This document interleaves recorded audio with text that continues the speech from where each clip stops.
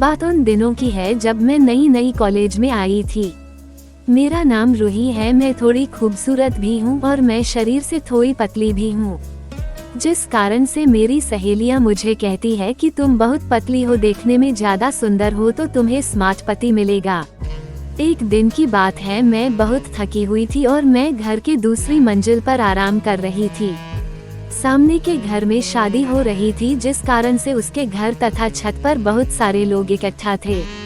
मैं जब सोकर उठी तो तीसरी मंजिल की छत पर चली गई टहलने के लिए। जब मैं छत पर गई थी तो मैंने अपने सामने के छत पर एक लड़के को टहलते हुए देखा। वो लड़का काफी देर से मुझे ही टुक की नजर से देख रहा था और मुझे निहारते हुए मैंने जब उन्हें देखा तो वह अपना नजर नीचे कर लिया। फिर जब मैं दूसरी तरफ मुड़ी तो फिर से वह लड़का मेरी तरफ निहारने लगा था। मैं शाम को जब दुकान जा रही थी तो रास्ता उसके घर के बाहर से ही जाती है। तभी मैंने देखा कि वह लड़का जिसके घर में शादी हो रही थी उसी के बाहर खड़ा था। जब मैं जा रही थी तो वो मुझे निहारते हुए जा रहे था। एक बार जब मैं शादी वाले घर में किसी काम से गई तो मुझे वह लड़का छत पर टहलता हुआ मिल गया था। मैंने भी जब उसे करीब से देखा तो मुझे भी एक एहसास हुआ। मैं उसे निहारते हुए देख रही थी तो मुझे भी उसके करीब जाने का एहसास हुआ, लेकिन उस वक्त मुझे वह लड़का कुछ नहीं बोला। शायद इस बात से डर रहा था कि अगर मैं उसे कुछ कहूँगा तो वह लड़की पलटकर कुछ उल्टा सीधा जवाब ना दे दे। इसी कारण से वह लड़का मुझे कुछ नहीं बोला और मैं भी बिना बोले ही वहाँ से चली गई। जिस घर में शादी हो रही थी, जब उसके घर में लड़के की विदाई हो रही थी तो मोहल्ले की सभी लोग उसी घर पर खड़े हुए थे। उसी वक्त मैं भी उसी के विदाई में शामिल होने के लिए बाहर रोड पर खड़ी थी। उसके बाद वह लड़का भी वहां आ गया था और मुझे एक लेटर मतलब कि प्रेम पत्र मेरे हाथ में थमा दिया। जब मैंने उस प्रेम पत्र को लेटर को पढ़ने के लिए खोला तो मैंने उसमें सिर्फ 10 अंकों का मोबाइल नंबर मिला था। मैं 1-2 सप्ताह तक उस मोबाइल नंबर को रोज निकाल कर देखती थी, जिस कारण से वह मोबाइल नंबर मुझे याद हो गया था। एक दिन मैं सोची कि चलो आज इस मोबाइल नंबर पर कॉल लगा कर देखते हैं। जब मैं कॉल लगा रही थी मेरे दिल की धड़कनें तेज हो गई थी, क्योंकि वो मुझसे बहुत ज्यादा प्यार किया करता था। वह लड़का मुझे बहुत दिन पहले मोबाइल नंबर देकर गया था, लेकिन मैंने अभी तक इस मोबाइल नंबर पर एक बार भी कॉल करने का प्रयास नहीं किया था।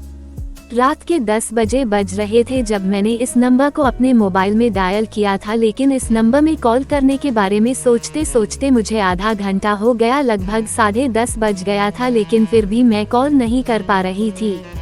एक बार मैंने हिम्मत लगाकर उस नंबर पर कॉल लगा दिया था। उसके बाद उधर से कॉल उठाया गया था, उसी लड़के की आवाज थी। बस मेरी आवाज सुनते ही उसने मुझे पहचान लिया। बोल रहा था कि तुम्हें फोन लगाने में इतना दिन लग गए। उस दिन हम लोगों ने रात के 2 बजे तक बात की।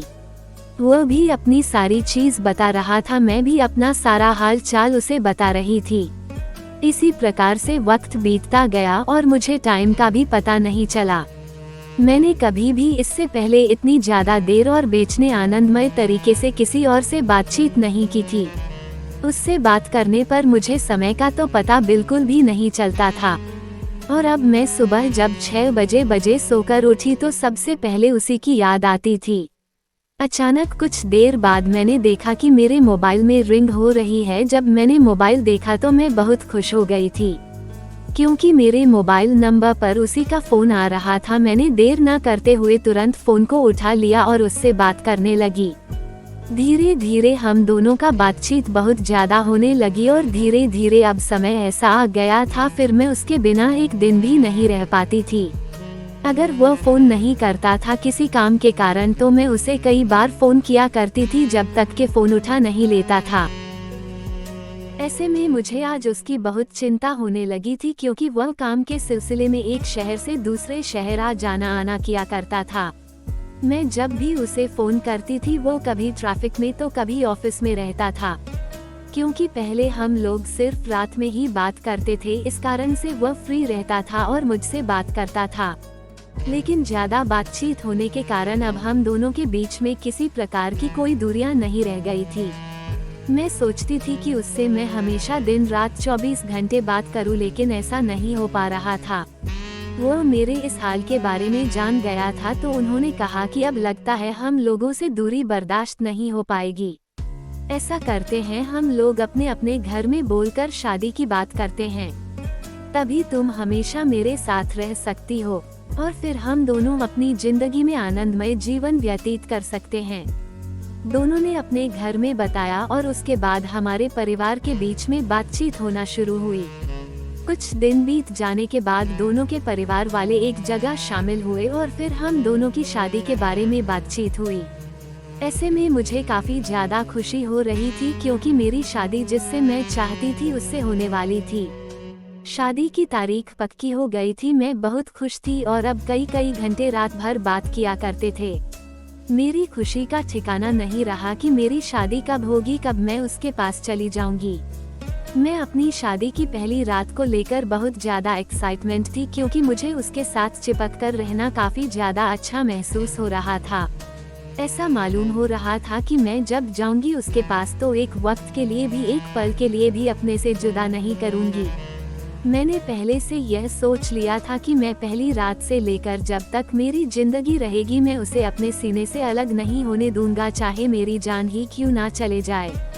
हमारी शादी को हुए 1 साल भी नहीं हुआ था और अब मैं प्रेग्नेंट हूँ। मैं बहुत ज्यादा खुश हूँ। मैं भगवान की शुक्रगुजार हूँ कि मेरी मोहब्बत की आगोश में जीवन की हर खुशी जी रही हूँ और मेरी कहानी को सुनने वाले दोस्तों को भी उनका प्यार मिले, उनको भी जीवन की हर खुशी मिले। आप सभी से निवेदन है, ऐसे ही प्यार भरी कहानी को सुनने के लिए चैनल को सब्सक्राइब करें। कमेंट करें आपको कैसी कहानी पसंद है।